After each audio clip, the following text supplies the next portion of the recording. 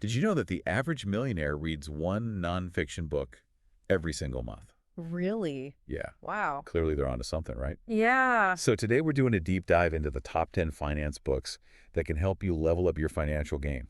All right. Think of us as your personal book club. Yeah. We're breaking down these complex financial topics into bite-sized pieces that you can actually use. Like it. And for those of you who are ready to dive right in, we've got links to all these books in the show notes and descriptions below. That's right. So let's jump right in with our first category. Okay. Building wealth and financial literacy. Okay. We're kicking things off with a classic, Right. Rich Dad, Poor Dad by Robert Kiyosaki. Oh, yeah. I remember when I first read this, it totally shifted my perspective on money. Yeah. It's a real eye-opener. Yeah. Instead of just telling us to get a good job and save money, Right. Kiyosaki flips the script. He does. He argues that your house isn't really an asset. Whoa. It's a liability. That's a bold statement. It is. Most people consider their home their biggest investment. Right. So how does he define an asset? So Kiyosaki defines an asset as something that puts money in your pocket, Okay. while a liability takes money out. I see. So he encourages readers to focus on acquiring income-generating assets, Okay. like rental properties or businesses, rather than things that drain your resources. So it's about creating a system That's right. where your money works for you rather than you constantly working for money. Exactly. I love that idea. Yeah. That leads perfectly into our next book, The Simple Path to Wealth by J.L. Collins. Oh, yeah. While Rich Dad, Poor Dad focuses on mindset, Right. this one offers a practical roadmap for building wealth. That's right. It's a great follow-up. Yeah. Collins is all about simplicity Yeah. and long-term investing, particularly index funds. Okay. He believes that trying to beat the market is a fool's errand Yeah. and advocates for a more passive approach. Yeah, that makes a lot of sense. But for someone who's not familiar with index funds, Sure. can you explain why they're so powerful? Absolutely. Okay. An index fund is essentially a basket of stocks Okay. that tracks a specific market index, like the S&P 500. Okay. So instead of trying to pick individual stocks, Yeah. which can be risky and time-consuming, you're essentially buying a piece of the entire market. So you're spreading your risk That's right. and riding the overall growth of the market. Exactly. It sounds like a pretty solid strategy, It is. especially for long-term investors. Absolutely. Now, our next book, The Millionaire Next Door by Thomas J. Stanley and William D. Danko, might surprise you. Oh. It turns out that many millionaires don't fit the stereotype of lavish lifestyles and fancy cars. That's right.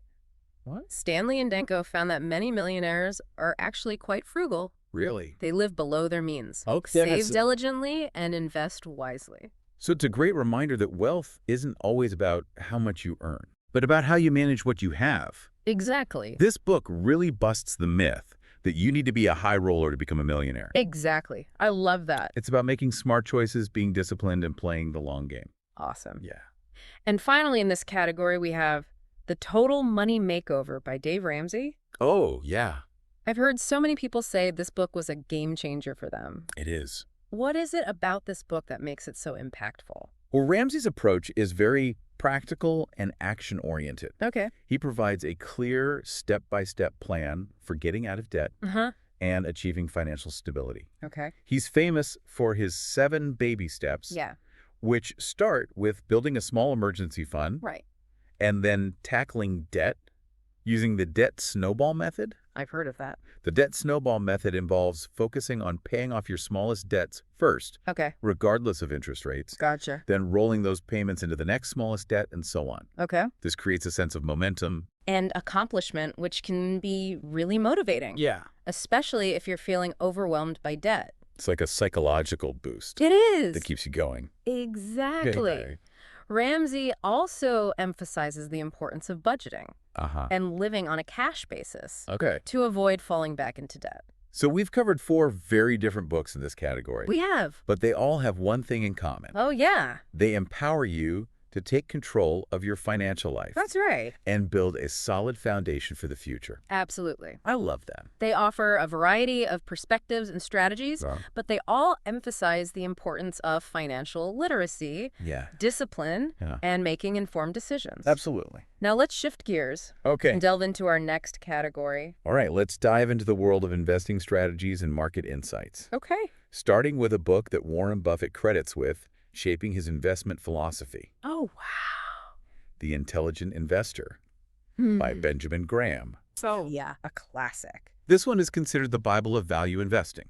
It is. Graham teaches you how to analyze companies, Right? understand financial statements, Uh-huh. and identify undervalued stocks. Yes. It's not light reading, No, it's not. but the insights are incredibly valuable. They Or tell me, It's a tough read. it can be a bit dense, Yes. but I found that taking it slow and really digesting each concept was worth it. It is. Oh, absolutely. It's a book you can revisit multiple times throughout your investing journey and glean new insights each time. Absolutely. It's all about making informed decisions based on solid research Right. rather than just following the whims of the market. Yeah. It's so easy to get caught up in the hype, It is. especially with all the information flying around these days. Yeah, for sure. Speaking of simplifying things, Yeah. our next book is all about taking a common sense approach to investing. Okay. The Little Book of Common Sense Investing by John C. Bogle.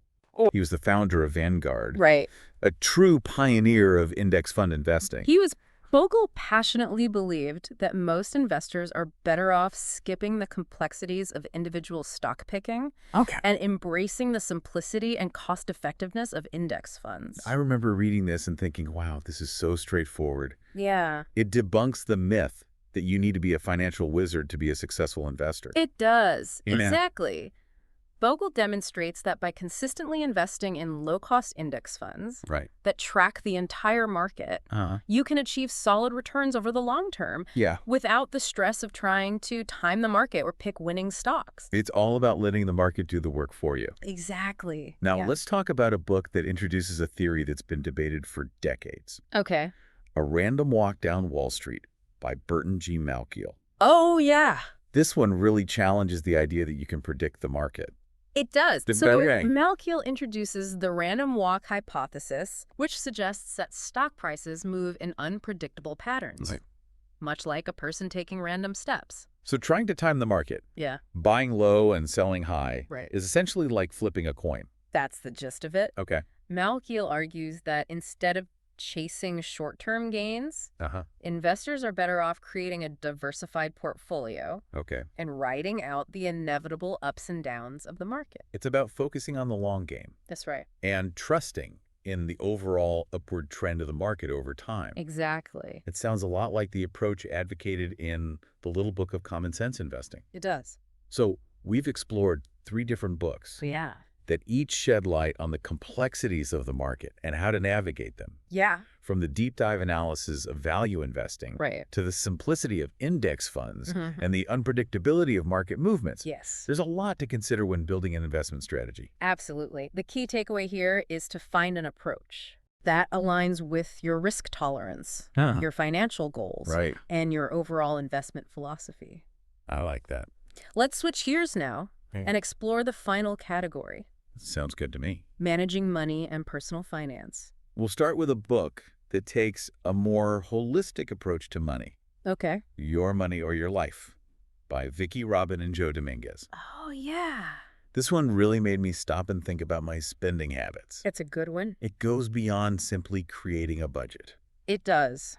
Hmm. Robin and Dominguez encourage readers to view money as a form of energy Okay. that we exchange for our time and effort. Interesting. They prompt us to ask ourselves, Yeah. is this purchase really worth the hours of my life Oh, wow. that I had to work to earn the money to buy it? Wow, that's a powerful way to frame it. It is. It really puts things into perspective. It does. But- They also emphasize the importance of aligning your spending with your values Okay. and priorities. So it's about making conscious choices that support your overall well-being rather than mindlessly accumulating possessions. Exactly. Our next book is specifically targeted towards a generation Okay.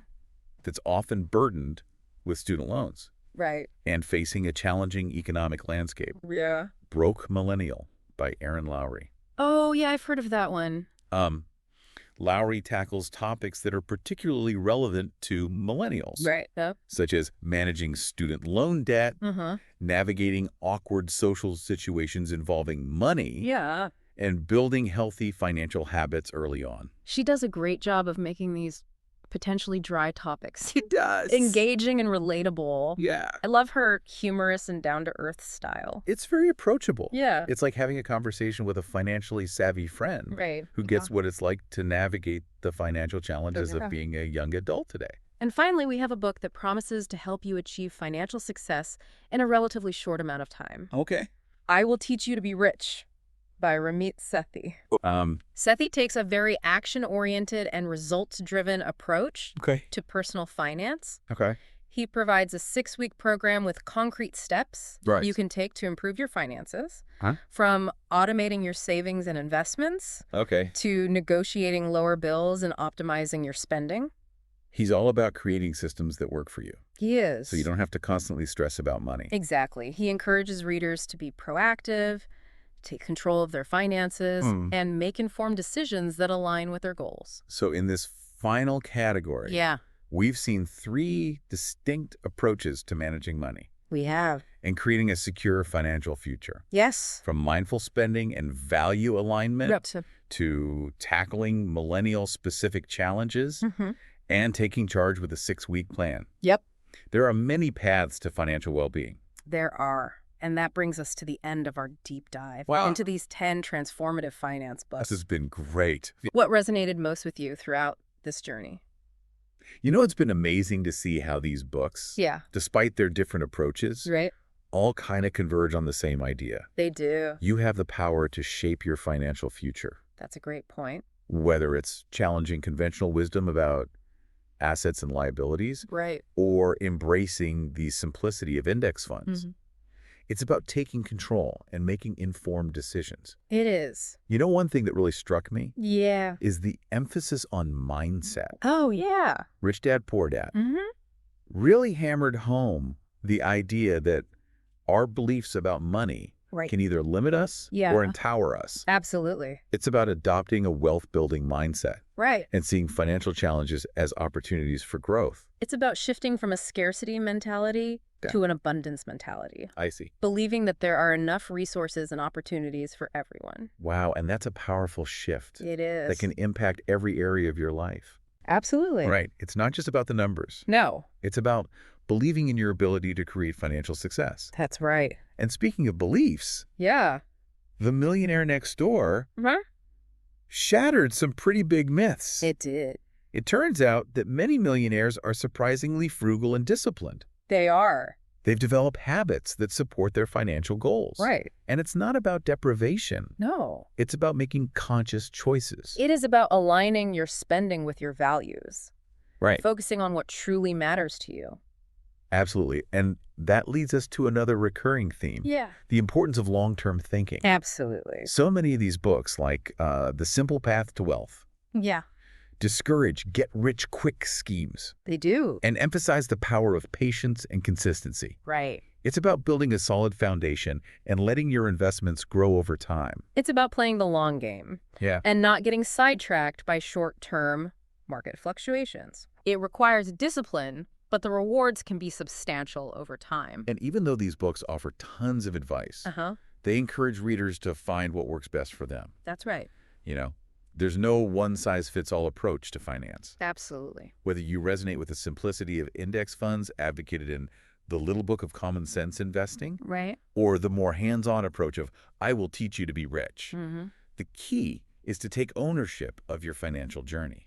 It's about finding strategies that align with your values, your risk tolerance, and your long-term goals. Absolutely. These books provide a framework, right? But it's up to you to personalize it and make it your own. It's like having a toolbox full of different tools. That's a great analogy. You choose the ones that are right for the job at hand. I like that. And speaking of taking action, Ramit Sethi in I Will Teach You to Be Rich is all about creating systems and automating your finances. That's right. So you're consistently working towards your goals. Yeah. Without having to constantly think about it.